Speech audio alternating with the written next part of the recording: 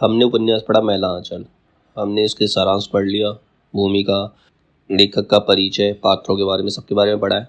अब है इसके कुछ प्रमुख कथन। इसमें कुछ इंपॉर्टेंट बातें कही गई हैं जो कि पेपर में आ सकता है कि कौन से उपन्यास से या कौन सी रचना से लिया गया है। पहला कथन है, हम लोग डिस्ट्रिक्ट बोर्ड का आदमी है, यहाँ पर एक मलेरिया सेंटर बनेगा। ऊपर से हुक्म आया है, यही बागान का ज़मीन में मार्टिन साहब डिस्ट्रिक्ट बोर्ड को यह ज़मीन बहुत पहले दे दिया। मार्टिन साहब ने दिया था, तो यहाँ पर डिस्ट्रिक्ट बोर्ड, यहाँ पर जो है मलेरिया सेंटर बनेगा।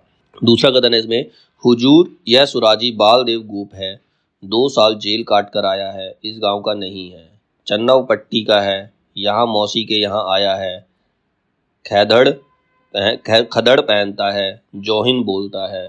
मतलब गांव के लोग उसके बारे में बोल रहे हैं। किसके बारे में? बालदेव के बारे में बोल रहे हैं। नेक्स्ट है, ऐसा ही एक गांव है मैरीगंज, रॉथट स्टेशन के साथ कोरनपुर पूड़ी कोसी को पार करके जाना होता है। मूड़ी कोसी के किनारे किनारे बहुत दूर तक ताड़ और खजूर के पेड़ों से भरा हुआ जंगल है। इस अंचल के लोग इसे नवाबी तड़बन्ना कहते हैं।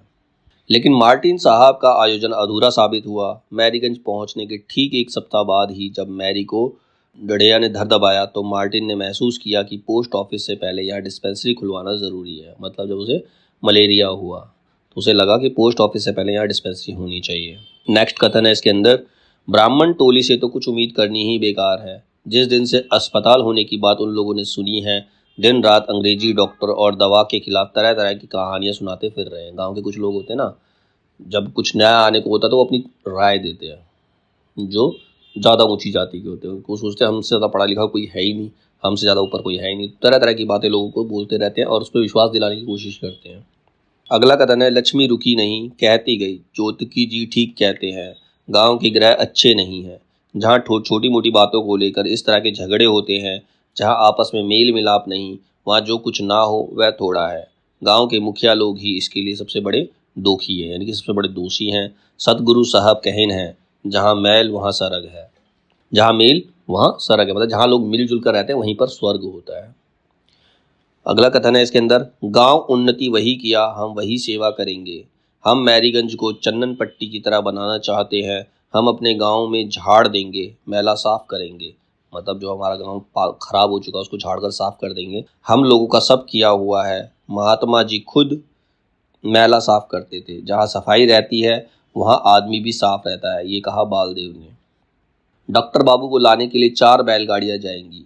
टीशन भैंसत चरम बाबू ने बलदेव से कहा, कल भोर को ही अस्पताल में सब कोई जमा होगा, गांव का बंटवारा होगा। इतने बड़े भोज को संभालना खेल नहीं, मतलब जहाँ भंडारा हो रहा है तो उसको संभालना कोई आसान काम नहीं है। सतगुरु हो डॉक्टर साहब, आपको कितना मुसहरा मिलता है? 200। हाँ, यहाँ ऊपरी आमदनी भी होगी। असल आमदनी तो आपकी ऊपरी आमदनी है। महंत सेवादास कहता है कि आप तो ऊपर की कमाई करते होगे। फिर है ममता, मैं फिर से काम शुरू करूंगा। यहीं इसी गांव में प्यार की खेती करना चाहता हूँ। आंसू से भीगी हुई धरती पर प्यार के कैसे पौधे लहराएंगे, ये डॉक्टर प्रशांत ने ममता से कहा। यही पार्टी असल पार्टी है, गरम पार्टी है। क्रांति दल का नाम ही नहीं सुना था। बम फोड़ दिया फाटक से मस्ताना भगत सिंह ने। यह गाना नहीं सुने हो? वही पार्टी है। इसमें कोई लीडर नहीं, सभी साथी हैं, सभी लीडर हैं, ऐसा कहता है कालीचरण अपनी पार्टी के बारे में। अगला है, अरे जात धर्म फुलिया तू हमारी रानी है, तू हमारी जाति, तू ही धर्म, सब कुछ, सहदेव मिसिर फुलिया से कहता है। अगला कथन है, भारत माता अब भी रो रही है। बालदेव बावनदास बालदेव से कहता है कि भारत माता अब भी रो रही है।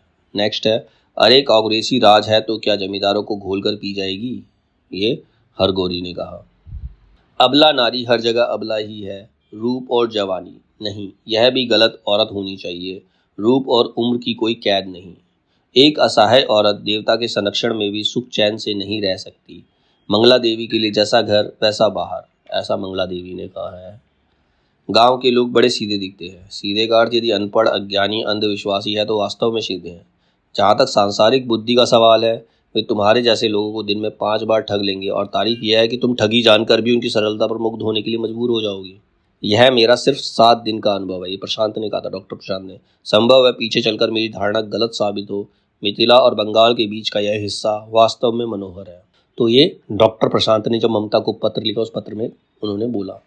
बालदेव जी को कीर्तन तो पसंद है, लेकिन अखाड़ा और कुश्ती, शरीर में ज़्यादा बल होने से हिंसा बात करने का खौफ रहता है। यदि मनुष्य के अंदर ज़्यादा ताकत हो तो वो लड़ने पे ज़्यादा विश्वास रखता है।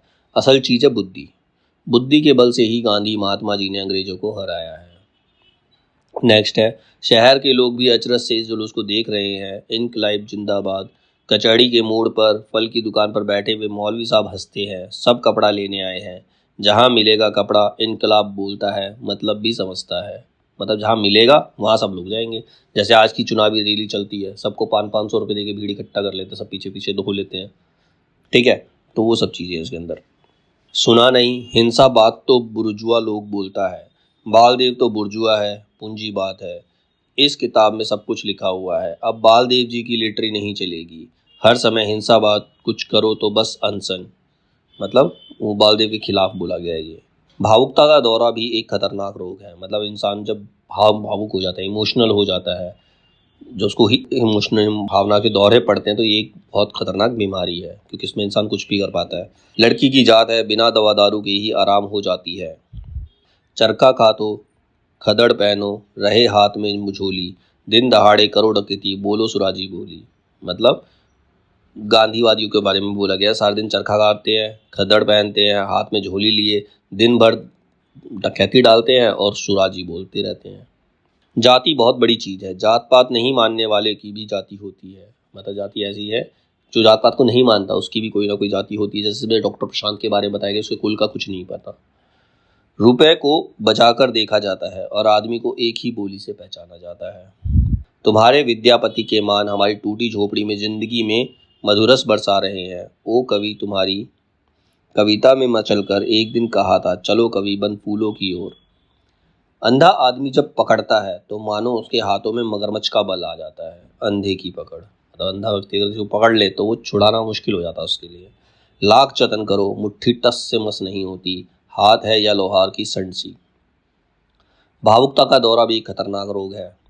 गावत गांधी राग मनोहर, चरखा चलाते बाबू राजेंद्र, मुंजल भारत अमराई रे, होरिया आई फिर से। तो एक गीत गाया गया है, ये भी इसी उपन्यास से लिया गया है। अब वह मानने को तैयार है कि आदमी का दिल होता है, शरीर को चीर फाड़ कर जिसे हम नहीं पा सकते। वह हार्ट नहीं, वह अगम अगोचर ऐसी चीज़ है जिसमें दर्द होता है, लेकिन जिसकी तक एड्रेनलिन नहीं है। उस दर्द को मिटा दो, आदमी जानवर हो जाएगा। दिल वह मंदिर है जिसमें आदमी के अंदर का देवता वास करता है। मतलब जो इमोशनल है, जिसके अंदर इमोशंस है, उसके अंदर भगवान है। जिसके अंदर इमोशंस नहीं है वो जानवर है। डॉक्टर का रिसर्च पूरा हो गया, एकदम कंप्लीट। वह बड़ा डॉक्टर हो गया। डॉक्टर ने रोग की जड़ पकड़ ली है। यहाँ का आदमी जीकर करेगा क्या ऐसी जिंदगी। पशु से भी सीधे हैं ये इंसान, पशु से भी ज़्यादा खूंखार थे। तुम्हारी किताबों ने मुझे बहुत कुछ सिखाया है। मुझे कितना बड़ा सहारा मिला है किताबों से। लेकिन अब एक नई किताब चाहिए जिसके पृष्ठ पृष्ठ में लिखा हुआ हो कमला। विश्वास करो, डरो मत, जे होगा मंगलमय होगा। कलीमुद्दीपुर घाट पर चिथरिया पीर में किसी ने मानत करके एक चिथड़ा और लटका दिया। मतलब ये अंधविश्वास है।